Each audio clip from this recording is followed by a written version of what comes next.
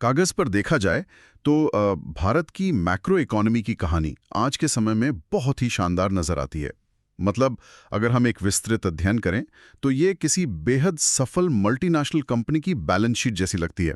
बिल्कुल। एक ऐसी कंपनी जिसका रिपोर्ट कार्ड हमेशा एकदम A+ रहता है। हाँ, एकदम A+। हमारे पास आज जो स्रोत हैं उनके ताज़ा आंकड़ों पर नज़र डालें तो विकास दर यानी ग्रोथ रेट करीब 7.4% के एक बहुत ही मजबूत स्तर पर है। जो कि दुनिया की कई बड़ी अर्थव्यवस्थाओं के लिए आज भी एक सपने जैसा है। सही कहा। और विदेशी मुद्रा भंडार जिसे हम फॉरेन एक्सचेंज रिजर्व्स कहते हैं, वो लगभग 701.4 बिलियन डॉलर के एक विशाल और ऐतिहासिक स्तर को छू रहा है। ये एक बहुत बड़ा बफर है ना? और इसके साथ ही करंट अकाउंट डेफिसिट यानी कैड भी जीडीपी का मात्र 0.8% है।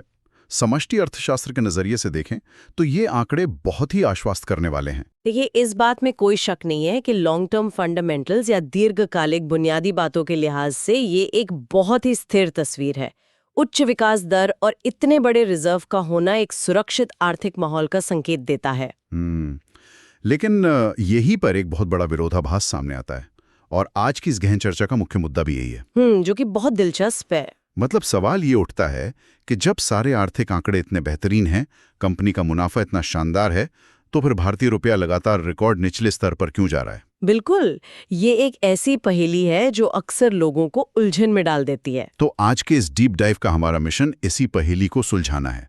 हम ये समझने की कोशिश करेंगे कि इतने शानदार घरेलू विकास के बावजूद रुपये पर इतना भारी दबाव क्यों है, और इसके पीछे की वैश्विक और ढांचागत वजह क्या हैं, हम उस पर भी बात करेंगे।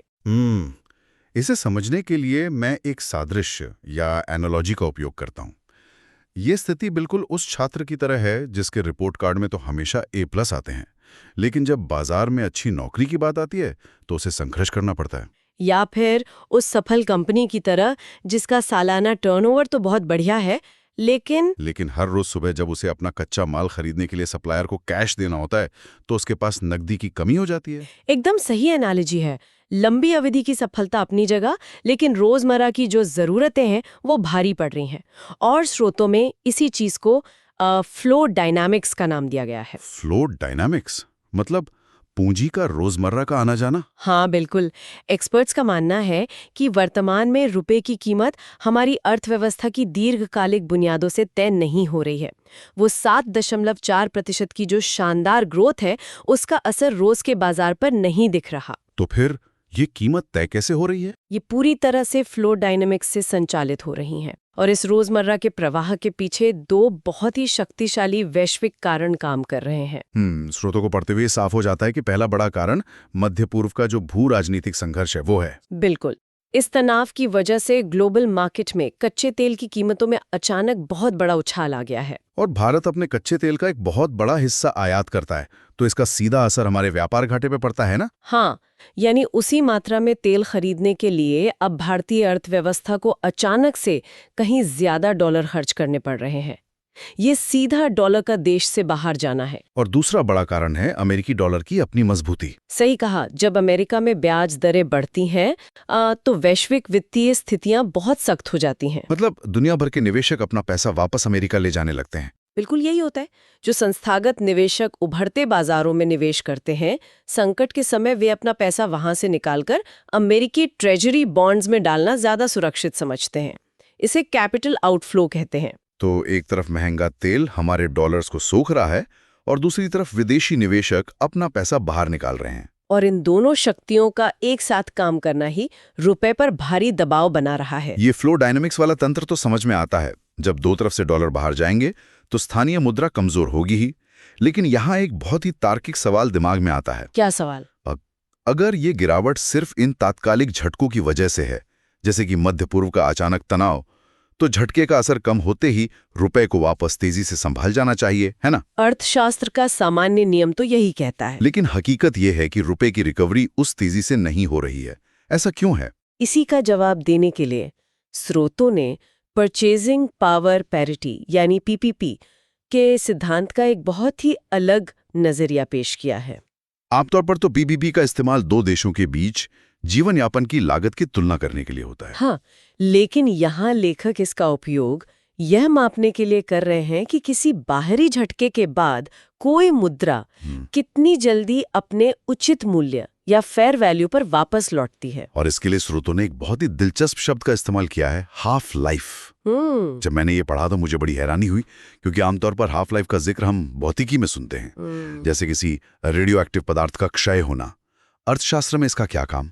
देखिए, मुद्रा के संदर्भ में हाफ लाइफ का अर्थ ये है कि जब कोई मुद्रा किसी बाहरी झटके के कारण कमजोर हो जाती है, तो उस गिरावट के ठीक आधे हिस्से की भरपाई करने में उसे कितना समय लगता है। अच्छा, तो ये रिकवरी मापने का एक पैमाना है। बिल्कुल, ये किसी भी अर्थव्यवस्था के लचीलेपन को परखने का एक बेहतरीन तरीका है। और भारत के संदर्भ में जो आंकड़े सामने आए हैं वो थोड़े चिंताजनक हैं। वो कैसे? स्रोतों के अनुसार भारत का हाफ लाइफ 5 साल से अधिक का है। 5 साल? मतलब अगर कोई वैश्विक घटना रुपए को नीचे धकेलती है तो सिर्फ आधी रिकवरी में ही 5 साल लग जाएंगे? हाँ, ये अवधि बहुत लंबी है। 1 साल के भीतर भारत संतुलन की ओर केवल 13% का ही सुधार दर्ज कर पाता है। ये तो बहुत ही धीमी रिकवरी है। और अगर हम ब्राजील, इंडोनेशिया या मेक्सिको जैसी अन्य उभरती अर्थव्यवस्थाओं से इसकी तुलना करें तो ये धीमापन और भी साफ नजर आता है। मतलब उनके आंकड़े बेहतर हैं? बहुत बेहतर। झटके के बाद वो बहुत जल्दी अपने फेयर वैल्यू की ओर लौट आते हैं। उनका हाफ लाइफ भारत के मुकाबले काफी कम है। इस स्थिति को समझने के लिए अगर मैं एक एनालॉजी दूं तो ऐसा लगता है कि भारतीय अर्थव्यवस्था किसी विशाल मालवाहक जहाज यानी कार्गो शिप की तरह है। बहुत ही सटीक तुलना है। जब ये विशाल जहाज एक बार अपनी दिशा से थोड़ा सा भी भटक जाता है तो इसके भारी भरकम आकार की वजह से इसे वापस सही दिशा में मोड़ने में एक लंबा समय लगता है। बिल्कुल। और इसके विपरीत अन्य अर्थव्यवस्थाएं एक मोटर बोट की तरह है। झटका लगता है, वे दिशा भटकती हैं, लेकिन तेजी से मुड़कर वापस अपनी जगह पर आ जाती हैं। लेकिन उस विशाल जहाज को मोड़ने में इतनी परेशानी आखिर क्यों आ रही है? वो कौन सा भारी लंगर है जो उसे रोक रहा है? स्रोतों की गहराई में जाने पर उस भारी लंगर का नाम स्पष्ट हो जाता है, और वो है कच्चा तेल। कच्चा तेल मतलब यही वो चीज है जो हमें पीछे खींच रही है। हाँ, कच्चे तेल पर हमारी भारी निर्भरता ही वो मुख्य ट्रांसमिशन चैनल है जिसके जरिए वैश्विक झटके भारतीय अर्थव्यवस्था के भीतर तक प्रवेश करते हैं। क्योंकि कच्चे तेल की मांग को अचानक से कम नहीं किया जा सकता है ना। माल ढुलाई या फैक्ट्रियों को रातों रात रोका तो नहीं जा सकता। बिल्कुल नहीं। इसे अर्थशास्त्र में इनइलास्टिक या लोचीन मांग कहते हैं। इसीलिए तेल का आयात बिल लगातार बढ़ता रहता है। स्रोतों ने इसके पीछे का जो गणित समझाया है वो बहुत ही चौंकाने वाला है। आंकड़ों के मुताबिक वास्तविक तेल की कीमतों में अगर सिर्फ 1% की वृद्धि होती है तो उसका सीधा असर हमारे करंट अकाउंट बैलेंस पर पड़ता है, और वो जीडीपी के 0.08% अंक तक खराब हो सकता है। सुनने में ये आंकड़ा शायद छोटा लगे, लेकिन एक विशाल मैक्रो इकोनॉमी के पैमाने पर ये एक बहुत बड़ा डेंट है। और बड़ा खतरा तो तब है जब ये वृद्धि लगातार बनी रहे। बिल्कुल। स्रोतों के अनुसार अगर तेल की कीमतों में लगातार 20% की वृद्धि बनी रहती है, जो कि मौजूदा हालात को देखते हुए संभव भी है, तो करंट अकाउंट बैलेंस में जीडीपी के 1.6% अंक की भारी गिरावट आ सकती है। 1.6% अंक? बाप रे, ये तो एक बहुत बड़ा आर्थिक रिसाव है। और यही कारण है कि रुपए पर इतना भारी दीर्घकालिक दबाव रहता है। जब भी कोई वैश्विक झटका आता है तो भारत के लिए वो आर्थिक दर्द बहुत लंबे समय तक खिंच जाता है। यानी तेल का ये बोझ रुपए को जल्दी रिकवर होने का मौका ही नहीं देता, और इसी वजह से हमारी हाफ लाइफ 5 साल के आंकड़े को पार कर जाती है। बिल्कुल सही। जब तक ये संरचनात्मक निर्भरता बनी रहेगी, बाहरी झटके इसी तरह अर्थव्यवस्था को धीमा करते रहेंगे। तो ऐसे में ये सवाल उठना लाजमी है कि इस लगातार आग बुझाने वाली स्थिति से यानी इस रिएक्टिव फायर फाइटिंग से हम बाहर कैसे आ सकते हैं? देखिए, स्रोतों ने इसका एक पूरा रणनीतिक बचाव या स्ट्रेटेजिक इंसुलेशन का रोड मैप भी तैयार किया है। उन्होंने समाधानों को 3 स्तरों में बांटा है। 3 स्तर? अल्पावधि, मध्यावधि और दीर्घावधि? हाँ, तो सबसे पहले अल्पावधि यानी नियर टर्म रणनीति की बात करते हैं। ये मुख्य रूप से एक शॉक एब्जॉर्बर की तरह काम करती है। Shock absorber. तो यहीं पर हमारा वो $701 बिलियन का विशाल विदेशी मुद्रा भंडार काम आता है ना? एकदम सही। जब बाजार में अचानक अफरा तफरी मचती है और रुपया तेजी से गिरने लगता है तो केंद्रीय बैंक इस रिजर्व का इस्तेमाल करके उस गिरावट को थाम सकता है। और स्रोतों में अल्पावधि के लिए तेल आयात की हेजिंग का भी जिक्र है। हाँ, हेजिंग एक बहुत ही महत्वपूर्ण टूल है। अगर इसे सरल शब्दों में कहें तो ये भविष्य में होने वाले नुकसान से बचने के लिए पहले से एक कीमत तय कर लेने जैसा है। मतलब अगर अंदेशा है कि युद्ध से तेल महंगा होगा तो आज ही एक कॉन्ट्रैक्ट के जरिए भविष्य के लिए एक फिक्स कीमत तय कर लो। बिल्कुल, ताकि बाजार में कीमतें आसमान छूने लगें तब भी अर्थव्यवस्था को उसका सीधा झटका ना लगे। ये रिजर्व्स और हेजिंग मिलकर गाड़ी के सस्पेंशन का काम करते हैं। लेकिन कोई भी अर्थव्यवस्था हमेशा अपने रिजर्व्स के भरोसे तो नहीं चल सकती। नहीं, बिल्कुल नहीं। इसलिए मध्यावधि यानी मीडियम टर्म रणनीति के तहत स्रोतों में गुणवत्तापूर्ण पूंजी यानी क्वालिटी कैपिटल पर बहुत जोर दिया गया है। ये गुणवत्तापूर्ण पूंजी क्या होती है? मतलब क्या विदेशी निवेश के भी अलग अलग प्रकार हैं? बिल्कुल है। स्रोतों ने अस्थिर विदेशी निवेश, जैसे पोर्टफोलियो फ्लोज कहते हैं, और ग्रीनफील्ड एफटीआई के बीच एक साफ लकीर खींची है।